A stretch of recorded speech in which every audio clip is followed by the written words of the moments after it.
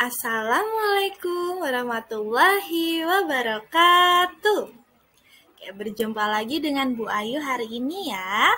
Kita hari ini akan belajar temanya masih sama yaitu tema 2F, subtema kedua, pembelajaran 5 dan pembelajaran 6.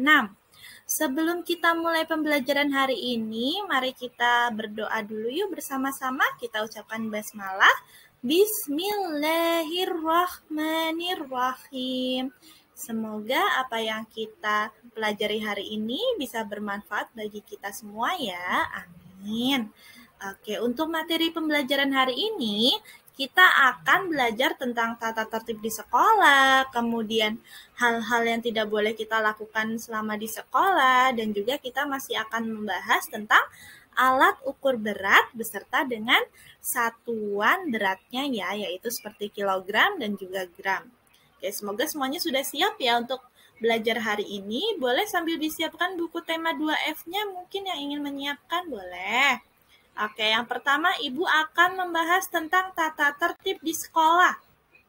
Nah, banyak sekali ya nak ya tata tertib yang ada di sekolah. Nah, salah satunya itu adalah memakai seragam sesuai dengan harinya. Misalnya hari Senin kita memakai merah putih, berarti kita wajib memakai seragam merah putih beserta dengan atribut lengkapnya seperti dasi, gesper.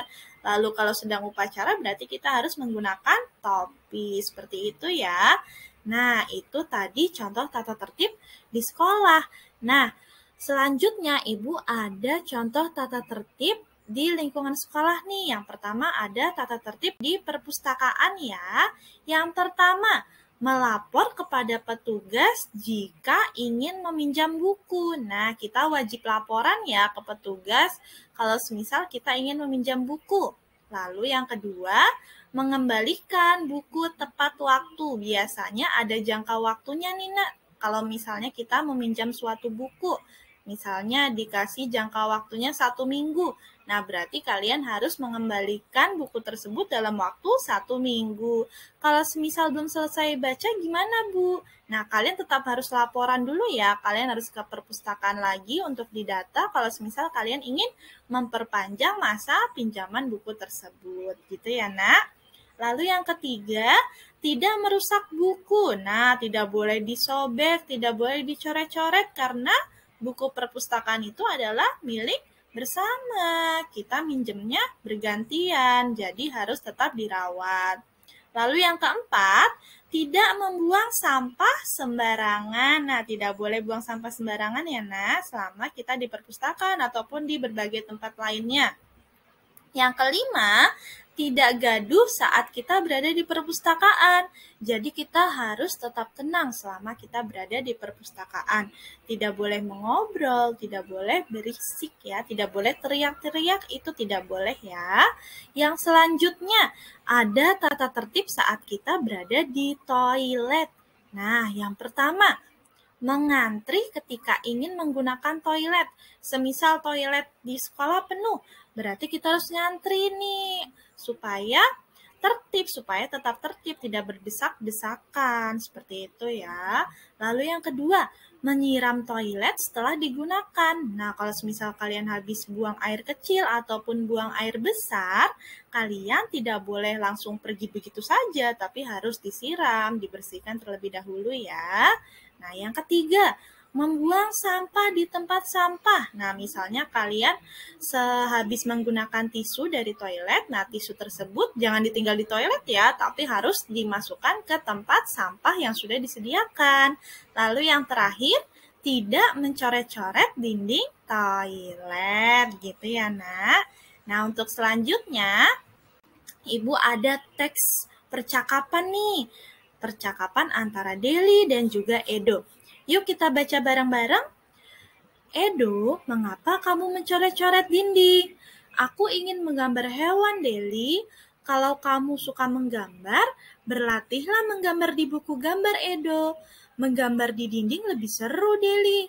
Itu tidak boleh, Edo. Dindingnya nanti jadi kotor. Kamu melanggar tata tertib di sekolah. Kamu benar, Deli. Aku menyesal telah mencoret-coret dinding. Tidak apa-apa, Edo, jangan diulangi lagi ya. Iya, Deli, aku akan menghapus coretan ini. Nah, yang dilakukan Edo ini tidak baik ya. Edo mencoret-coret dinding sekolah. Itu tidak boleh ya, tidak boleh ya. Karena perilaku Edo itu termasuk salah satu pelanggaran tata tertib di sekolah. Kita harus selalu menjaga fasilitas sekolah ya. Nah, selain tadi yang udah dibacain sama Ibu, contoh pelanggaran tata tertib di sekolah yaitu mencoret-coret dinding, ada lagi nih beberapa perbuatan pelanggaran tata tertib di sekolah. Apa aja ya? Coba yuk kita lihat bareng-bareng. Yang pertama, datang terlambat ke sekolah. Nah, kalau di sekolah kita masuknya jam 7, berarti kita harus datang sebelum jam 7. Jangan sampai masuk jam 7 tapi datangnya malah setengah 8. Itu berarti sama aja kalian sudah telat 1 jam pelajaran. Itu tidak baik ya. Oke, yang kedua, menyontek ketika ulangan. Nah, ini juga tidak boleh ya. Kalau semisal ulangan harus dikerjakan sendiri. Yang ketiga, tidak mengikuti pelajaran sekolah atau bolos. Nah, ini sangat tidak baik ya. Tidak boleh ditiru, tidak boleh dicontoh. Karena kita harus terus mengikuti pelajaran di sekolah. Mau pelajaran apapun itu, kita harus diikuti ya. Lalu yang keempat, makan bekal saat jam pelajaran. Nah, kalau makan bekal itu harusnya di jam istirahat, tidak di jam pelajaran ya. Yang kelima, tidak menghormati guru. Nah, tidak menghormati guru di sini contohnya adalah makan bekal saat jam pelajaran. Itu sama aja kalian tidak menghormati guru yang sedang mengajar di kelas ya. Itu tidak baik gitu ya. Terus yang keenam, tidak menggunakan seragam sesuai aturan nih. Misalnya hari Senin, tapi kalian malah pakai seragam hari Rabu. Itu juga tidak sesuai aturan. Tidak boleh ya. Jadi pakai seragam harus sesuai dengan harinya. Yang ketujuh, membuang sampah sembarangan. Kalau misal kita buang sampah sembarangan, apa aja akibatnya kira-kira? Bisa jadi banjir, betul. Terus sekolah jadi bau, jadi kotor, jadi tidak nyaman untuk belajar gitu ya nak ya. Oke, kita lanjutin lagi ya. Di sini ada teks bacaan nih. Nah, di teks bacaan ini belum menggunakan tanda baca yang tepat dan juga belum menggunakan huruf besar atau huruf kapital di dalam teks bacaan tersebut. Nah, biasanya coba diingat lagi biasanya kalau huruf kapital atau huruf besar letaknya di mana aja? Ada yang masih ingat? Kira-kira di mana? Iya, di awal kalimat ya. Di awal kalimat kita menggunakan huruf besar atau huruf kapital. Lalu di akhir kalimat biasanya ada tanda baca. Tanda baca apa ya? Iya, tanda baca titik. Jadi jangan lupa setiap di akhir kalimat kita menggunakan tanda baca titik ya. Oke, ini ada juga di buku kalian di halaman 54 ya nak ya. Kalau misal kalian mau buka boleh. Oke, lanjut lagi. Di sini ibu ada gambar timbangan apa ini namanya yang pertama ya? Namanya adalah timbangan pasar atau timbangan duduk. Lalu yang di sebelahnya itu namanya timbangan dapur atau timbangan kue ya. Nah, timbangan pasar atau timbangan duduk ini biasanya dapat menimbang hingga 15 kg. Wah, banyak sekali ya. Kemudian kalau timbangan kue atau timbangan dapur ini biasanya hanya dapat menimbang hingga 3 kg atau 5 kg. Jadi tergantung timbangannya ya. Biasanya timbangan kue itu beda-beda. Jadi tergantung timbangannya juga agak besar atau yang kecil seperti itu ya. Nah, coba diperhatikan di sini. Nah, kira-kira ibu ada gambar nih di sini.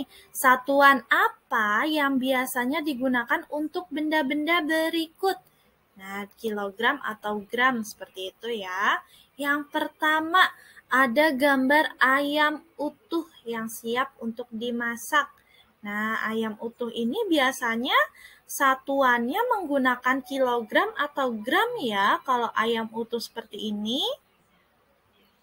Iya, menggunakan kilogram ya. Lalu di sampingnya ada snack atau ada ciki. Nah, biasanya kalau ciki atau snack itu kan ringan. Nah, biasanya kalau ringan itu di kemasannya ditulisnya dalam kilogram atau gram ya. Ada yang tahu?